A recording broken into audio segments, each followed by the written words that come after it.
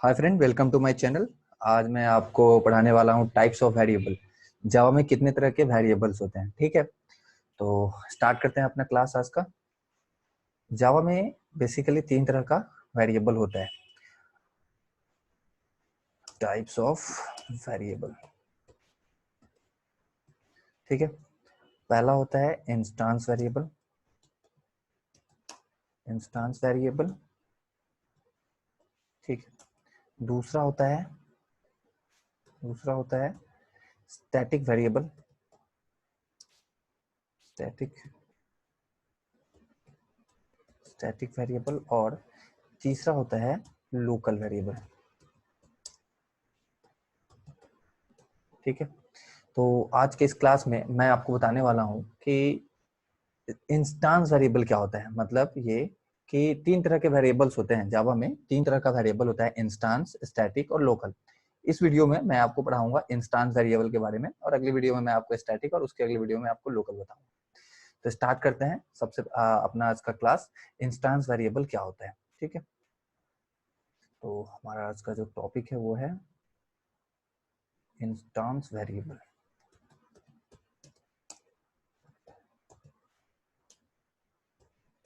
Instance variable बोला जाता है कि ये it is a type of variable which is declare inside the class and outside the method.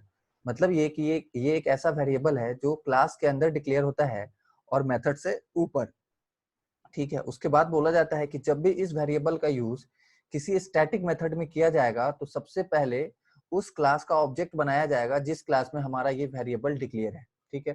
तो ही हम इस वेरिएबल का यूज कर पाएंगे, ठीक है। चलिए आगे हम कोडिंग करके आपको समझाते हैं कि फिर कैसे कैसे इसमें होता है। देखिए, हमने एक क्लास बनाया। क्लास का नेम रखते हैं ए, ब्रेसिस पे।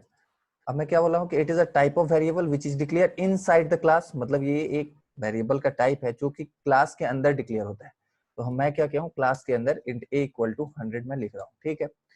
और क्या बोला जाता है, it is declare inside the class and outside the method. मतलब क्या, ये मेथड से बाहर डिक्लेयर होगा।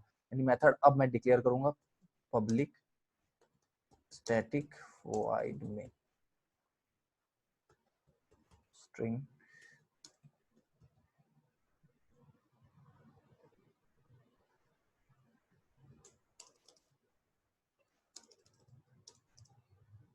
अब क्या मैं चाह रहा हूं कि इस वेरिएबल का यूज करूं। तो मैं अगला लाइन क्या बोला था, when we want to use this variable, when we want to use this variable, यानी ये इस वेरिएबल का यूज अगर आप करना चाहते हो when we want to use in static method, मतलब जब भी आप स्टैटिक मेथड में, तो वैसा वेरिएबल जो स्टैटिक कीवर्ड के साथ बना होता है उसे हम बोलते हैं कि ये एक स्टैटिक मेथड है। तो हम डिफिनेशन में क्या बोल रहे हैं कि जब भी हम किसी स्टैटिक मेथड में अपने इंस्टांस वेरिएबल का यूज करेंगे तो सबसे पहले उस क्लास का ऑब्जेक्ट बनाना होगा जिस क्लास के अंदर ये वेरिएबल डिक्लेयर है। तो हमारे क्लास का नाम क्या है, ए।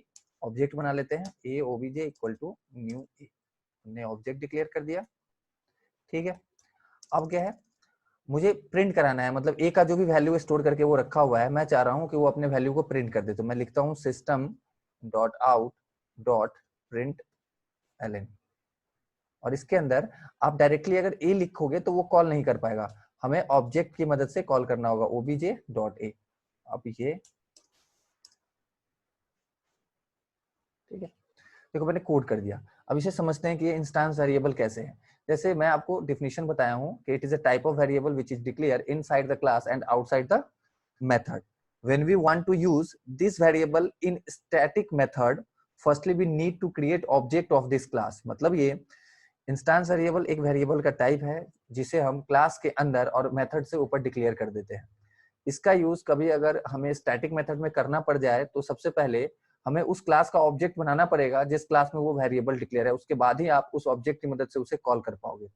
लेकिन अगर मान लो कि हमारे उस क्लास में कोई जनरल मेथड है, मतलब जनरल बोलने का मतलब जो स्टैटिक मेथड नहीं है, वो अगर चाह रहा है कि इंस्टांस का यूज करे तो वो बिना ऑब्जेक्ट का यूज कर सकता है, ठीक है। तो इस कोड को आप समझो। देखो यहाँ पे क्या है कि हमने बनाया एक क्लास बनाया और ये क्लास का स्कोप है, मतलब क्लास यहाँ से यहाँ तक है।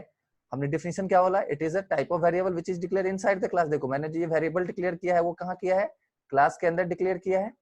और क्या बोला गया है, it is declare inside the class and outside the method. अब देखो उसके बाद हमने मेथड बनाया, ठीक है ना, मेथड बनाया। उसके बाद क्या बोला गया है कि when we want to use this variable in static method, मतलब अगर आप इस वेरिएबल का यूज किसी स्टैटिक मेथड में करते हो, ये स्टैटिक मेथड है हमारा, क्योंकि हम यहाँ स्टैटिक लगा रखे हैं और मेन मेथड बाय डिफॉल्ट हमारा स्टैटिक ही होता है। अब मैं चाह रहा हूँ कि इस ए का यहाँ में मतलब ए पे भी जो वैल्यू स्टोर है उसे मैं चाह रहा हूँ प्रिंट कराना। तो इस ए का जब भी मैं यूज करूंगा किसी स्टैटिक मेथड में, तो सबसे पहले हमें इस क्लास का, मतलब जिस क्लास में वो वेरिएबल डिक्लेयर है उस क्लास का ऑब्जेक्ट बनाना पड़ेगा, यानी इस क्लास का हमें ऑब्जेक्ट बनाना पड़ेगा, तो ही हम इस वेरिएबल का यूज कर पाएंगे। तो यहाँ आप देख सकते हो कि मैं यहाँ पे इस क्लास का ऑब्जेक्ट बनाया हूँ, और उसके बाद जब मैं इसे कॉल किया हूँ तो इस ऑब्जेक्ट की मदद से जो ऑब्जेक्ट हमने डिक्लेयर किया था, इस ऑब्जेक्ट की मदद से मैं यहाँ पे इसे कॉल कर रहा हूँ। ठीक है, इसके अलावा मान लो कि इस क्लास के अंदर और भी कुछ मतलब 2-3 और भी मेथड्स हमारे पास होते हैं। अगर वो स्टैटिक नहीं होता, जनरल मेथड होता, तो वो डायरेक्टली एक को कॉल करता और कोई एरर नहीं आता और वो रन करता है, इसका बस रेफरेंस यहाँ पे पास करना होता। ठीक है, तो ये है हमारा इंस्टेंस वेरिएबल। आई थिंक आपको समझ में आ गया होगा। ओके, तो सब्सक्राइब कर लीजिएगा मेरे चैनल को, मैं ऐसे ही आपको वीडियोस अपलोड करता रहूंगा।